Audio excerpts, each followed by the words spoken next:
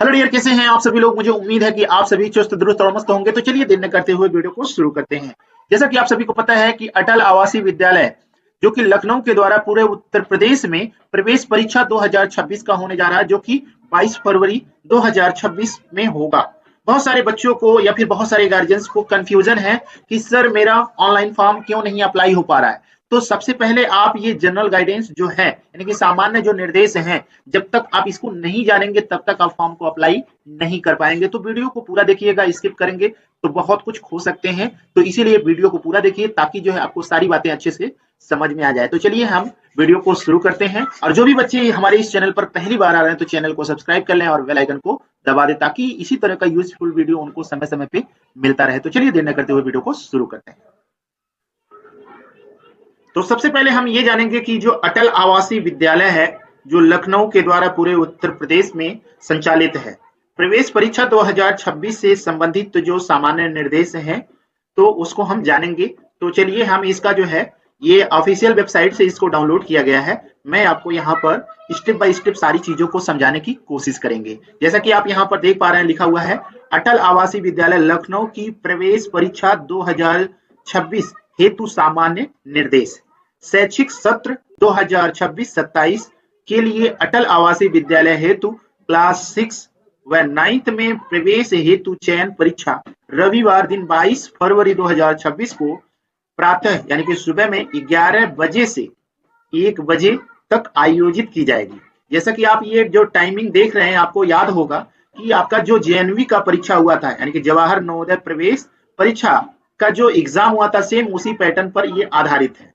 ठीक है ना। इसमें जो है पंजीकृत निर्माण श्रमिक जो पंजीयन के उपरांत 30/11/2025 को कम से कम 3 वर्ष बोर्ड की सदस्यता अवधि पूरा कर चुके होंगे, उनके प्रति रविवार के अधिकतम 2 बच्चे पात्र होंगे।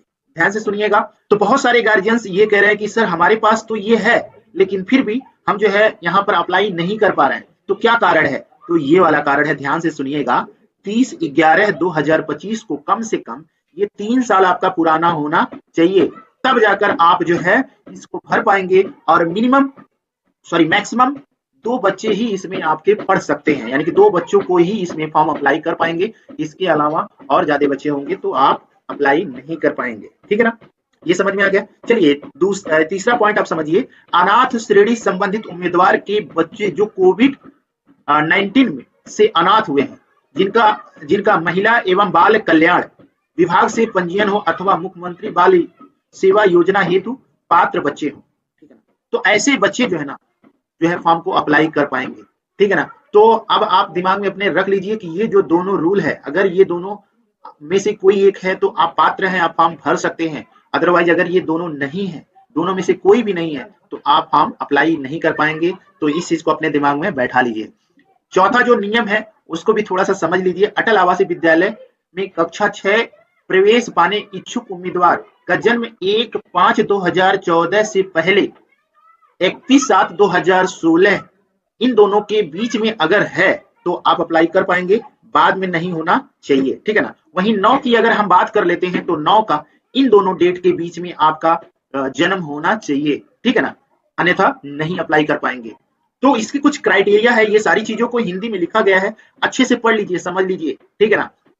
परीक्षा केंद्रों की सूचना प्रवेश पत्र में अंकित होगी। ठीक है ना, जो समय से प्रेषित किया जाएगा। ठीक है ना, भेज दिया जाएगा, सेंड कर दिया जाएगा। ठीक है ना। निर्दिष्ट स्थल कार्यालयों में ऑफलाइन ऑनलाइन। अभी बहुत सारे गार्जियंस कह रहे थे सर मेरा ऑनलाइन नहीं हो पा रहा है, तो डियर आप ध्यान से सुनिएगा। ये आप ऑफलाइन या ऑनलाइन दोनों में से आप फॉर्म आवेदन यहाँ पर जमा कर सकते हैं। वो भी कब, 1/1/2026 से 31/1/2026 तक शाम 5 बजे से पहले आपको वहां पर ले जाकर फॉर्म सबमिट करना होगा। ठीक है ना। 5 बजे के बाद जो है ऑफिस बंद हो जाएगा, तो ऑफलाइन जो भी जमा करने वाले हैं वो नहीं कर पाएंगे, और जो भी बच्चे ऑनलाइन जमा कर रहे हैं वो ऑफलाइन भी डॉक्यूमेंट्स अपना ले जाकर वहां पर सबमिट कर देंगे। आवेदन पत्र व संलग्न प्रवेश पत्र के प्रारूप पर अभ्यर्थी का पासपोर्ट साइज फोटो एक ही जैसा चस्पा किया जाना अनिवार्य है। ठीक है ना। प्रवेश पत्र पर जो है, जैसे कि आप फॉर्म जब भरेंगे तो जो पासपोर्ट साइज का फोटो होगा, वो फोटो आपका प्रवेश पत्र पर सेम टू सेम वही चीज अप्लाई होना चाहिए। ठीक है ना। और ध्यान रखें जैसे कि ये जो बताया जा रहा है ये ऑफलाइन फॉर्म जमा करने वालों के लिए बताया जा रहा है, ठीक है ना? क्योंकि जब ऑनलाइन जो आप फोटो सबमिट करेंगे वही ऑफलाइन में भी फोटो होना चाहिए, सेम टू सेम फोटो एक जैसा रहेगा तो मान्य होगा, ठीक है ना? 8वां देखेंगे, प्रवेश परीक्षा प्रारंभ होने से 30 मिनट पूर्व यानी पहले केंद्र पर उपस्थित होना अनिवार्य है।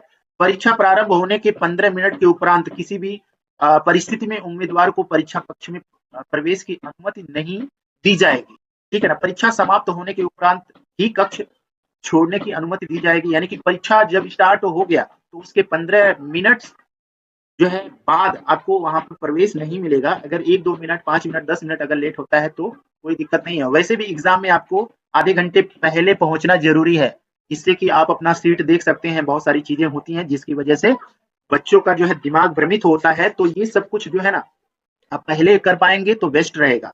चलिए 9वां निर्देश पढ़ते हैं। आवेदन पत्र पूर्ववर्ती संबंधित विद्यालय के प्राचार्य प्रधानाध्यापक से प्रति हस्ताक्षरित होना अनिवार्य है। यानी कि जो आपके प्रधानाचार्य होंगे, जहां पे आपका बच्चा 5वीं में पढ़ रहा होगा या 8वीं में पढ़ रहा होगा, उनके द्वारा जो है क्या होना चाहिए, वहां पे सिग्नेचर होना चाहिए, तब जाकर ये मान्य होगा, ठीक है ना? यानी कि आवेदन जो पत्र है आप जो जमा करने जा रहे हैं तो आपको अपने प्रिंसिपल से, अपने प्रधानाचार्य से वहां पे सिग्नेचर करवा लेना होगा, ताकि जो है जब वहां पे जमा करे तो उनको पता चले कि हाँ ये बच्चा अभी 5वीं में पढ़ रहा है या 8वीं में पढ़ रहा है, ठीक है ना? आवेदन पत्र के साथ संलग्न प्रवेश पत्र में परीक्षा की तिथि एवं परीक्षा केंद्र का नाम, पता को छोड़कर फोटो चस्पा कर प्रवेश पत्र पूर्ण रूप से भरना अनिवार्य होगा, ठीक है ना? जैसा कि आप जो ऑफलाइन जो फॉर्म भरेंगे, ध्यान रखिएगा, ऑफलाइन जो फॉर्म जमा करेंगे उसमें सब कुछ रहेगा, ध्यान से देखिएगा, सब कुछ रहेगा। ये वाला भी जगह रहेगा लेकिन इसको आपको छोड़ देना होगा। ये बाद में जो है भरकर आपको जो है सूचित किया जाएगा जब आपके बच्चे का एग्जाम होगा, ठीक है ना? 11वां निर्देश देख लीजिए। आवेदन पत्र में सभी सूचनाएं भरना अनिवार्य है। अपूर्ण आवेदन पत्र स्वीकार नहीं किया जाएगा, तो फॉर्म को पूरा पूरा भरिएगा, कुछ भी मत छोड़िएगा, ठीक है ना? 12वां निर्देश देख लीजिए। पंजीकृत श्रमिक की दशा में आवेदन पत्र के साथ बोर्ड द्वारा जारी पंजीयन कार्ड छाया प्रति संलग्न करना अनिवार्य है, ठीक है ना? जो भी बच्चे जो है श्रमिक पंजीकरण में जिनके माँ बाप का नाम होगा वो साथ में जो है ना इसका फोटोकॉपी भी जमा कर देंगे, ताकि जो है किसी तरह की बाधा उत्पन्न ना हो। आवेदन पत्र में की गई घोषणा के सभी सही नहीं पाए जाने पर अभ्यर्थन निरस्त कर किया जा सकता है तथा इसका संबंध में अंतिम निर्णय जिलाधिकारी का होगा, ठीक है ना? तो ध्यान रहे कि आप जितना भी देंगे सब ओरिजिनल डॉक्यूमेंट्स ही आप प्रोवाइड किएगा, और कुछ भी ऐसा मत करिएगा ताकि जो है उनकी नजर में आप गलत साबित हो, और अगर ऐसा होता है तो जिला अधिकारी के द्वारा जो है ना इसको निरस्त कर दिया जाएगा। उनका ही निर्णय अंतिम होगा, उसमें कोई भी सुधार नहीं हो सकता है। कक्षा 6 की प्रवेश परीक्षा में वस्तुनिष्ठ मतलब जो बहुविकल्पीय जो प्रश्न होते हैं, इनमें मानसिक योग्यता परीक्षा के 40 क्वेश्चन होंगे, ठीक है ना? अंक गणित के 20 क्वेश्चन होंगे और भाषा के 20 क्वेश्चन होंगे। इस तरह से 3 खंड होंगे। एकल परीक्षा पुस्तिका होगी, ठीक है ना? तो मतलब एक ही पुस्तिका में ये तीनों जो है पार्ट होंगे और तीनों का जो प्रत्येक अंक है 1.25 अंक का होगा, यानी कि टोटल मिलाकर आपके 80 क्वेश्चन होंगे और 80 क्वेश्चन के आपके 100 अंक होंगे। जैसा कि आप नवोदय में जो भी बच्चे एग्जाम दिए हैं उनको पता होगा कि सेम टू सेम नवोदय की ही तरह है, अलग कुछ नहीं है, इसीलिए बहुत कम टाइम दिया गया है। अब जो भी बच्चे नवोदय का प्रवेश परीक्षा दिए होंगे वो बच्चे इसमें अप्लाई करेंगे तो उनके लिए बेस्ट रहेगा, ठीक है ना? अदर बच्चे भी अप्लाई कर सकते हैं, जो नवोदय में नहीं अप्लाई कर पाए वो इसमें ट्राई कर सकते हैं, लेकिन हमारा कहने का मतलब है दोनों सिलेबस एक है तो आप बहुत अच्छे से पेपर। ये 15वां निर्देश देखेंगे। कक्षा 9 में प्रवेश परीक्षा भी ये वस्तुनिष्ठ प्रकार का होगा, जिसमें जो है अंग्रेजी के 15 क्वेश्चन, हिंदी के 15 क्वेश्चन, गणित के 35 क्वेश्चन और विज्ञान के 35 क्वेश्चन। इस तरह से आपके 100 क्वेश्चन होंगे और 100 मार्क के क्वेश्चन होंगे, ठीक है ना? परीक्षा का माध्यम हिंदी अथवा अंग्रेजी में होगा, ठीक है ना? हिंदी और अंग्रेजी दोनों में होगा, घबराने की जरूरत नहीं है। दिव्यांग छात्रों के लिए 40 मिनट की अतिरिक्त जो है टाइम दी जाएगी, ठीक है ना? और परीक्षा पुस्तिका में नीले बॉल पॉइंट पेन का इस्तेमाल करना है, नीले पेन का इस्तेमाल करना है, काले पेन का इस्तेमाल नहीं करना, साफ साफ लिख दिया है, ठीक है ना? तो ध्यान रखना है ये इस चीज को। और जो है 19वां निर्देश क्या है देख लीजिए। प्रश्न पुस्तिका में प्रत्येक प्रश्न के 4 जो है ऑप्शन होंगे, ठीक है ना? तो ये तो आप लोग जानते हैं, और OMR को जो भरना है इस तरह से आपको ब्लैक करना है। परीक्षा प्रश्न पुस्तिका अपने साथ ले जा सकते हैं, जब पेपर दे देना है उसके साथ ही आपको जो है जो आपको प्रश्न पुस्तिका मिलेगा उसको आप घर पे लेकर आ सकते हैं, जैसा नवोदय में बच्चे करते हैं, मतलब परीक्षा देने के बाद वो लेकर चले जाते हैं। में उपस्थित होने वाले अभ्यर्थियों को प्रवेश परीक्षा हेतु जारी प्रवेश पत्र मूल रूप में साथ आना अनिवार्य होगा तथा मांगे जाने पर प्रस्तुत करना होगा। यानी कि जो भी बच्चे एग्जाम देने वाले हैं वो आपका मूल जो ये प्रवेश पत्र है उसको लेकर आएंगे, अन्यथा उनको प्रवेश नहीं दिया जाएगा। परीक्षा केंद्र में कोई भी इलेक्ट्रॉनिक उपकरण लाना अनिवार्य नहीं है, ठीक है ना। बहुत सारे बच्चे जो है स्मार्ट घड़ी पहनकर जाते हैं, तो ऐसा मत पहनकर जाइएगा, अन्यथा आपको अंदर जाने नहीं दिया जाएगा, ठीक है ना। परिणाम जो होगा 10 मार्च 2026 को घोषित हो जाएगी। यहाँ पर संभवतः कहा गया है, ठीक है ना, संभावना जैसे भी होगा आपको 10 मार्च तक ये बता दिया जाएगा। परीक्षा परिणाम अटल आवासीय विद्यालय लखनऊ बोर्ड की वेबसाइट पर जिला श्रम कार्यालय में एवं जिला प्रोबेशन अधिकारी कार्यालय में DPO में प्रदर्शित किया जाएगा, ठीक है ना। ये तीनों जगह पे आप अपना जो है देख सकते हैं कि आप फेल हैं या पास हैं, ठीक है ना। अगला 25वां जो निर्देश है 24वां निर्देश देखेंगे, चयन अस्थायी होगा। परीक्षा चयन होने के मात्र से ही अभ्यर्थी प्रवेश पाने का अधिकार नहीं होगा। यानी कि जैसा कि आप नवोदय में देखे थे सेम टू सेम इसमें भी वही प्रोसेस फॉलो हो रहा है। यानी कि जो भी बच्चे चयनित तो होंगे उनको जो है सबसे पहले उनका डॉक्यूमेंट्स वेरिफिकेशन होगा। अगर वो सब सारी चीजें सही रहेंगी तो आपको जो है प्रवेश दिया जाएगा। प्रवेश के समय सभी आवश्यक संबंधित प्रमाण पत्र, जो भी मूल प्रमाण पत्र हैं, जन्म प्रमाण पत्र, आरक्षित श्रेणी के विद्यार्थियों के लिए जाति प्रमाण पत्र इत्यादि प्रस्तुत करने होंगे। अभ्यर्थी को सलाह दी जाती है कि वे अटल आवासीय विद्यालय द्वारा प्रपत्रों के सत्यापन एवं प्रवेश की पुष्टि होने के उपरांत ही पूर्ववर्ती विद्यालय से स्थानांतरण प्रमाण पत्र यानी कि TC आपको जो मिलेगा उसको भी आपको ले लेना होगा। यानी कि ये सारी चीजें आपको प्रवेश के समय मांगा जाएगा तो आपको ये सब प्रोवाइड करना होगा, अदरवाइज ठीक है ना आपको निकाल दिया जाएगा। तो उत्तर पुस्तिका के पूर्व मूल्यांकन एवं अंकों का पुनः योग का कोई प्रावधान नहीं है। यानी कि जो भी बच्चे समझ रहे हैं कि हम जो है हमारा सही से जो है चेक नहीं किया गया है, ऐसा कुछ होगा तो अगर वो चाहेंगे कि मैं फिर से देख सकता हूं तो ऐसा कुछ यहाँ पर सुविधा प्रोवाइड नहीं किया गया। सेम टू सेम आपका नवोदय में भी ऐसे ही है, ठीक है ना। यह परीक्षा अटल आवासीय विद्यालय सिठौली कला मोहन लालगंज लखनऊ के लिए आयोजित की जा रही है, किसी अन्य विद्यालय में प्रवेश हेतु मान्य नहीं होगा, ठीक है ना। तो इसको आपको जानने की जरूरत नहीं है, सारे नियम को आप अच्छे से पढ़ लो, समझ लो, ठीक है ना। क्यों कहा जा रहा है, क्योंकि ये पर्टिकुलर उस विद्यालय का है, तो जो है सारे निर्देश तो एक जैसे होंगे, बाकी चीजों को आप ध्यान से देखिए। 28वां निर्देश देखेंगे, अस्थायी चयनित होने पर अनुसूचित जाति, अनुसूचित जनजाति एवं अन्य पिछड़े वर्ग के अभ्यर्थियों को प्रवेश के समय अनुसूचित जाति, अनुसूचित जनजाति, अन्य पिछड़ा वर्ग प्रमाण पत्र जारी करना होगा, ठीक है ना, इनको देना होगा। अगर आपको जो है आरक्षण चाहिए तो उसके लिए ये सारी चीजें आपको प्रोवाइड करना होगा। अन्य पिछड़ा वर्ग के अंतर्गत अस्थायी चयनित अभ्यर्थी को निर्धारित प्रारूप के अनुसार अन्य पिछड़ा वर्ग का प्रमाण पत्र जमा करना होगा।